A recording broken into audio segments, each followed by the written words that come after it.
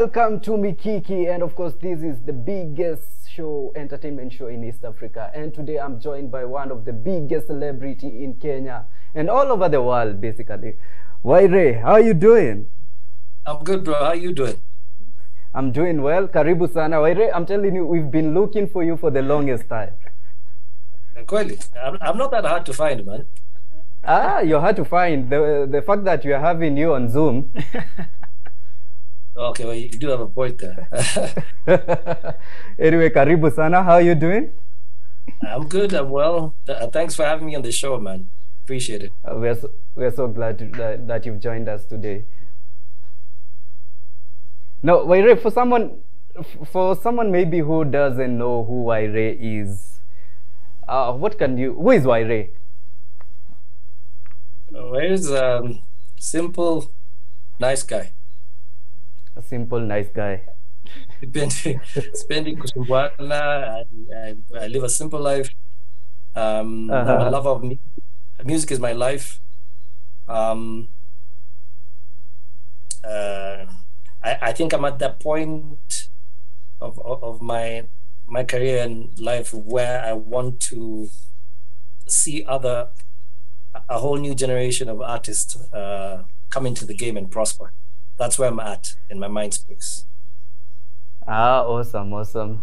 Being one of the veterans who started music back in the 90s, I think it was back in 96, right? Yeah. First time I recorded a song was in 96. Yes. How has the journey been? It's been amazing. It's music industry has come a long way. We came from the days of where we used to record music on analog, from reel to reel. My first recording was in reel to reel at Hills Media, and now come in the digital age to see how the dynamics of recording, mixing, and mastering has changed, to how people sell the music now and how people consume the music. Back then we used to do CDs and vinyls and tapes, and we literally had to go distribute our albums to music stores. Back then there was a shop called Asanad's Musicland and a couple of other stores locally that used to have to take stock on consignment, and they call you once, send you a check and call you once the music is all sold. Then you have to restock.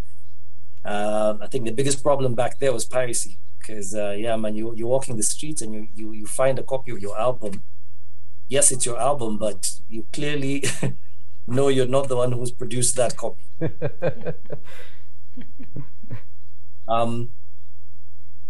Then came in the digital age. I remember back then touring was a bit cumbersome, because if you wanted to travel with your albums abroad to go and sell your music, you had to carry an extra suitcase full of CDs.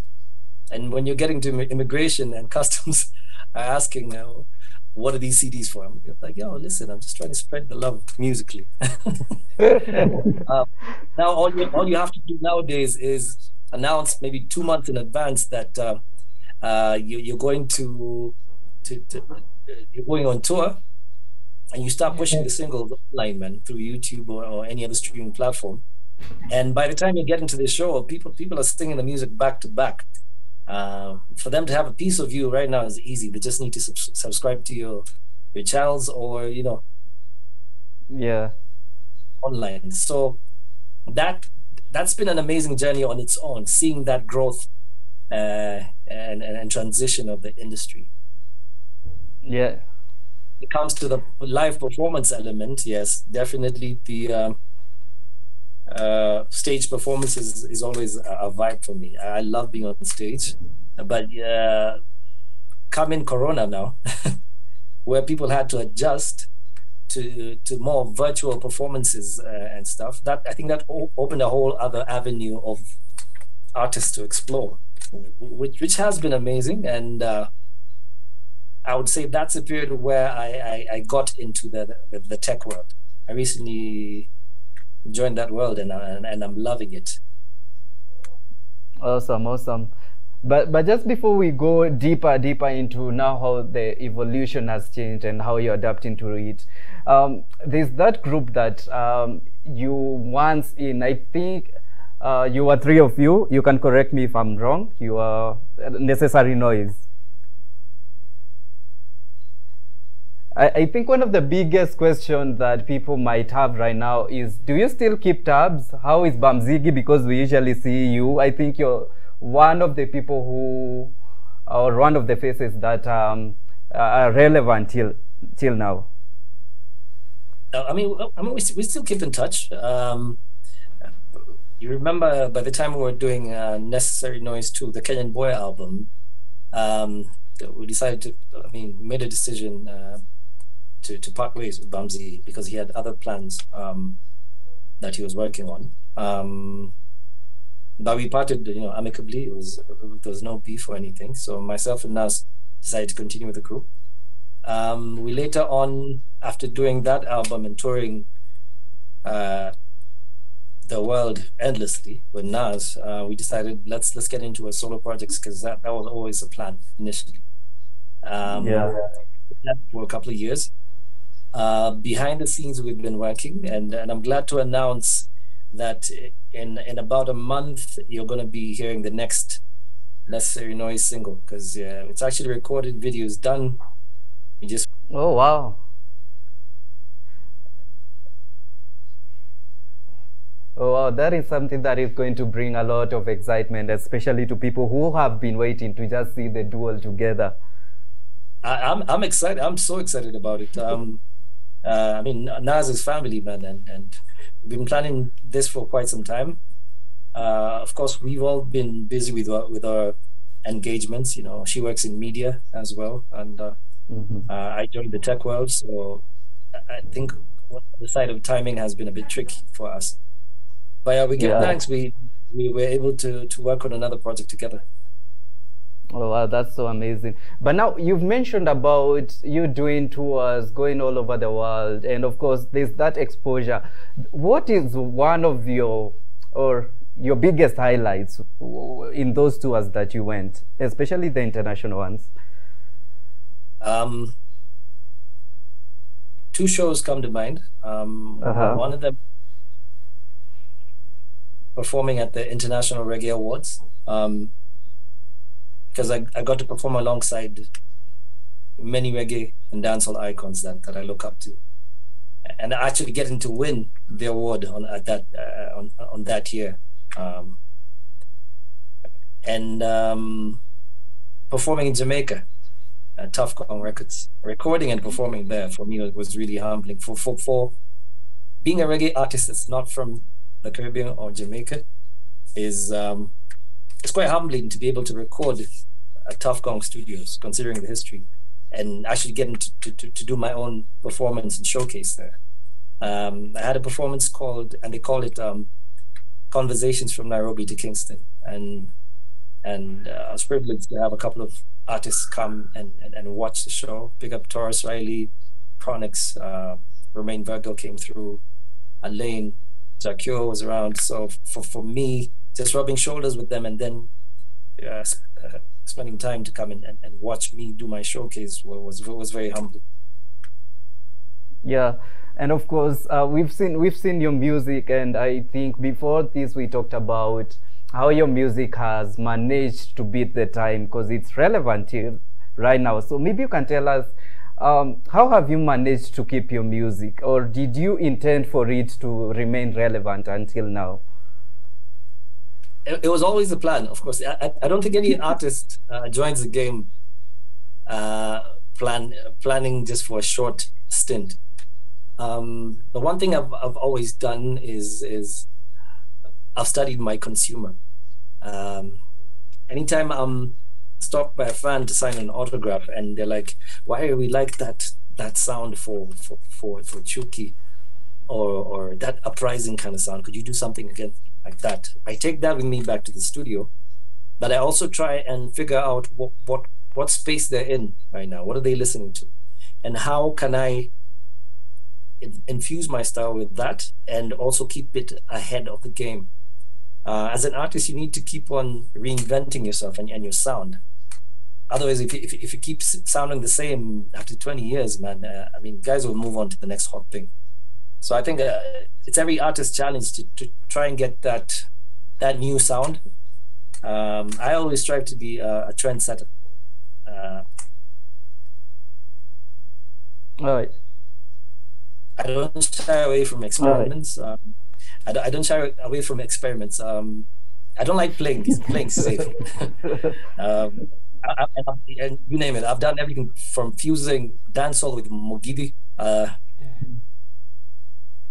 to R&B, reggae. You know, as long as the product sounds good and unique, I think that's what keeps you alive. Also, with the new age of artists coming in, I haven't shied away from working with that. Anytime they reach out and they want to do like a collaboration, I mean, we hit studio, and as long as the end product sounds good and unique, I don't shy away from that. And I think that's helped me also keep in touch with the newer generations. Yeah, I think that's what basically I've been doing.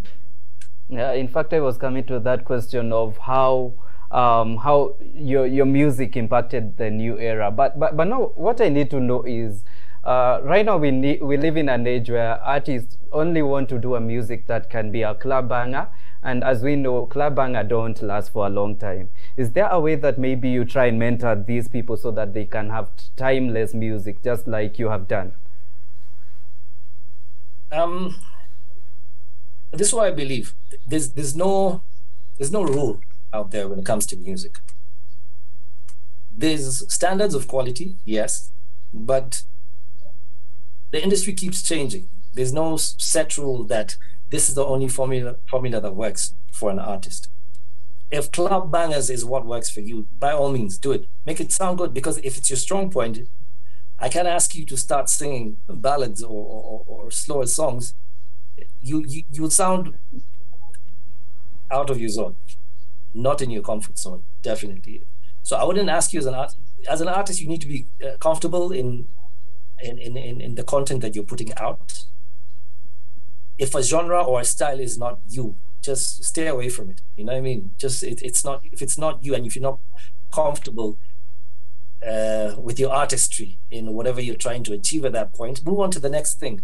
Try and see what embodies you as an artist and sells you in the best way. Do not feel comfortable that, oh, I'm not doing this tempo of music right now. That's why I'm not hitting. Some of the slowest songs have ended up being the biggest songs. You know what I mean? So you don't need people dancing to the music all the time. Some songs are listening songs.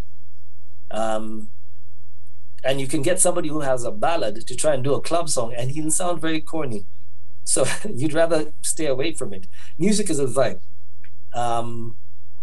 And whatever the audience gravitates to, that's related to you, take that and run with it. Awesome.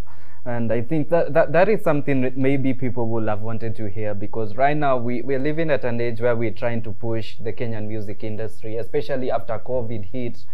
We've seen that the industry has been struggling, and you've been one of the people who took Kenyan music to the world. What do you think artists can do to also get their music out there? Well, I think we're blessed to be in a digital generation right now. So getting yourself on the right platforms would definitely help. Social media is doing wonders right now. So people are creating hits on TikTok. Some songs hit on TikTok even before they hit radio. So that means times are really changing. So embrace the digital world. I would say work with your circle. Before you perform to 50,000 people in a stadium, there's 20 people who will love to listen to you. Work with that 20 and grow it. Grow the audience from there. Don't get a complex that, oh, I'm not, I can't pack out a stadium right now. Some artists are getting complexes that I'm not getting 1 million views in 2 days. don't get yourself in that that sort of mindset, because it's really going to kill you as an artist, man. Work with what you have, work with the small audience you have, grow it as you go on. Wow, awesome, awesome. And now this one thing that comes to mind, especially when people think about Wyre, it's how you've managed to keep your life private, especially your issues. I don't think I've ever heard a scandal about Wyre. What's the secret to that?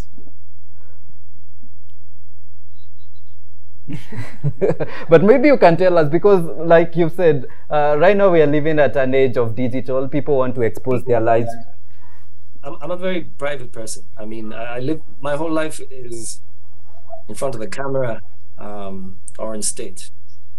It's not that you listen to my music in the club, through the speakers, or on radio. What do I have to myself when I come back home? It's my private life. That's why I protect it. It's the one thing I have to myself. You know what I mean? So, but that's what I choose. See, other people prefer the other route, and it probably works for them.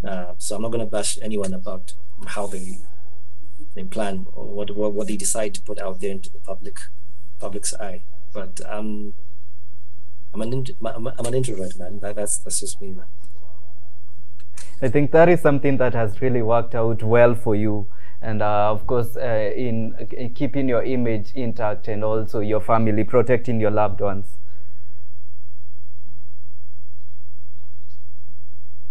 I was just commenting about how you've managed to keep it private, and also how well it has worked out for you, and also protecting your family and your loved ones. Yeah, man, I think it's a decision I made long time ago, and I'm loving it, man. I value my private life. Awesome, awesome. Now, there's this project that you're working on. It's called Blue. Can you tell us more about it? Yeah, it's Blow. All right. It's a platform for artists, and like I told you, last year I celebrated 25 years in the music industry, and all through I'd been thinking of the best way to give back to the industry, and we came up with an idea that would help artists monetize their art much earlier in their career. As we all know, before in the music industry, before your name turns into a brand, it's very hard and very unlikely that you'll be able to monetize it. That means your streams are going to be very minimal. Chances of you getting corporate endorsements are very slim. You getting booked for tours is highly unlikely, or you're not going to get paid your worth. So a lot of upcoming artists are going through that right now, and many of them decide to leave the industry because of that, because of the frustrations that they're going through. So we decided to come up with a way that can help artists monetize their art much earlier in their career. You don't have to wait 5 to 10 years before you start earning revenue. And one of the ways is we created a system that your immediate fan base can start celebrating you. And by immediate fan base, I mean your friends, your family, your schoolmates, your work colleagues, your soccer team, guys you're in your chama with. Those are the guys who, whatever content you put out as an artist, they're going to be there for you to support you. So we created a voting system that helps them to be able to celebrate you. And the moment anyone votes for you, you start making revenue immediately as an artist. And that revenue is accessible to you as an artist immediately on through mobile money. Aside from that, there's between 4 and 6 new income generating opportunities for artists on the same platform. There's merchandise, there's Blow TV, where artists can make revenue from advertising. There's Blow NFTs, we're getting into blockchain. There's streaming. There's quite a number of opportunities for artists to be able to monetize. So that's what Blow is about. We recently launched, and artists now registering on the platform. It's blowafrica.com, BLOOW Africa.com. Register, get your content uploaded, and in about a week or two, we're going to start the voting campaign, where artists are going to have the voting links to to spread to their friends and family to vote for them. And there's going to be the Blow charts as well, man.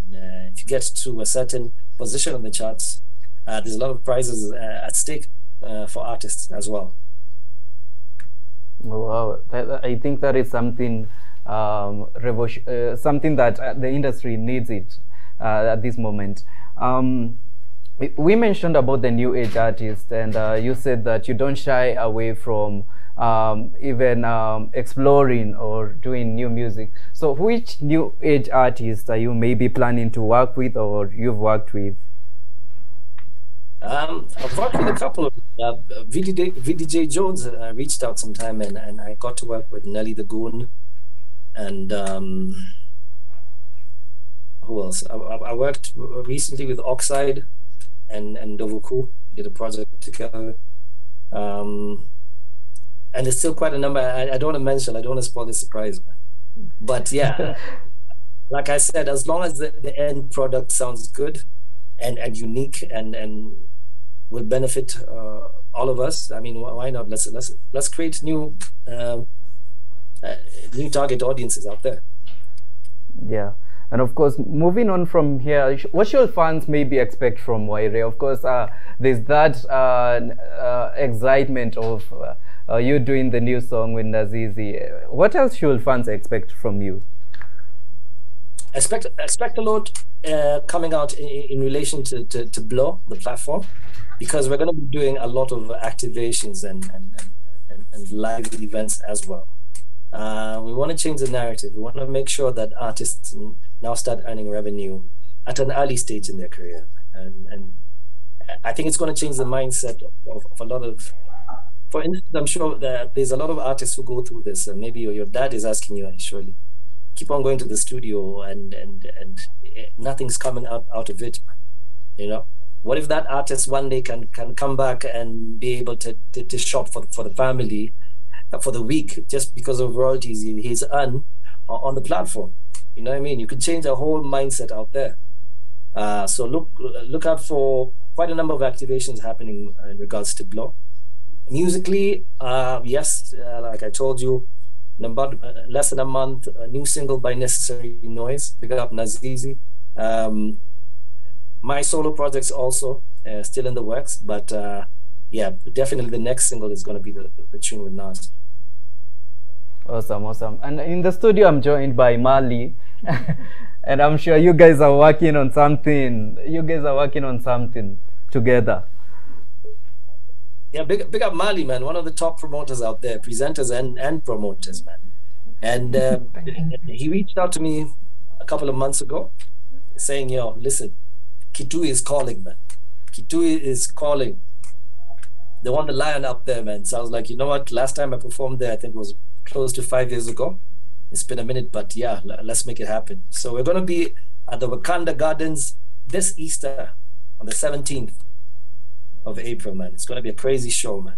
Can't wait. Reggae Kuruka, man. So we're going to Kitui. It's going to be a crazy show. Make sure you get your tickets, and end tickets, really early. Don't miss out on what that. time? Mali, you want to tell them? Yeah. Thank you for this session. Yeah, the show will be running from 3 p.m. to around 10. Yeah, so you can get your tickets at mtickets.com. It's Easter Fest and Wyre Vibes. We're just welcoming each and everyone from Nairobi, from everywhere, to come to Kitui, experience how Cumberland love reggae. Yeah, na tutakuwa na Wyre manze, so it will be a big show. You need to come also, Robert. Ningekuja lakini season ya maembe imeisha. But of course we'll make a point of coming through. We'll definitely make a point of coming. Oh yeah. And thank you so much for gracing us in the studio. Wyre, part in short, what would you like to tell your fans out there? First of all, I want to say thank you, man, for being there through that journey, man. It's been quite a long journey. We've had our highs, our lows, but we're still here doing what we love. The fact that I'm going to Kitui this Easter means the love is still there. You know what I mean? And I don't take it for granted. So we give thanks for all the love. Yeah, and you know, let's get into the mindset of seeing what we can do for the new age artists, especially through platforms like Blog, and supporting them. I mean, anytime somebody releases music, it's an investment they've put into that music, and it's not easy for them to get it out there. So whatever we can do on whatever level to support these artists, let's make it happen. Let's do what we can. Awesome. And maybe for the artists who may want to work with you, how can they reach out to you? Definitely on social. On Instagram, Wyre The Lovechild. Twitter, Wyre The Lovechild. Hit the DMs. Let's see what we can do. Send me links through that. I'm very active when it comes to my socials as well. Yes, and anytime you hear any activation in regards to Blow, feel free to reach out, man, because that's my family right there. Awesome. Thank you so much, Wyre, for your time, and thank you for gracing us with this interview. And we hope to see more of the project that you're doing together with the Blow family. For sure. I'll definitely invite you for one of the first activations we're going to be doing. So look out for that. I will be coming through. On the 17th, right? Yes. Hata kama kuna maembe sawa? Ni sawa, hiyo tutakuja Kitui. Yeah, man. We'll see you there. Yeah. Okay, thank you so much, Wyre. And of course, thank you so much, Mali, for also coming through. Thank you. Make sure that you join Mali on 17th in Kitui. Yeah. What was the name again? Easter Fest and Wyre Vibes. And I just want to say briefly, the tickets are very cheap. For VIP, it's 1,500. For a normal regular, it's 1,000 shillings. And for group of 3, it's 2,700. So you can come, have fun, enjoy. We'll be having a lot of performances from also the Kitui family, from MCs, from artists from Kitui, yeah, and also the big one from Lion himself. I'll be also emceeing, so don't miss out. Yeah. Awesome. Thank you so much. That was Mikiki for you. Thanks for gracing us. Thanks for giving us this time. Remember, we are here for you guys, and we are always grateful when you watch our show. So till next time, tupatane papa hapa. God bless. Bye.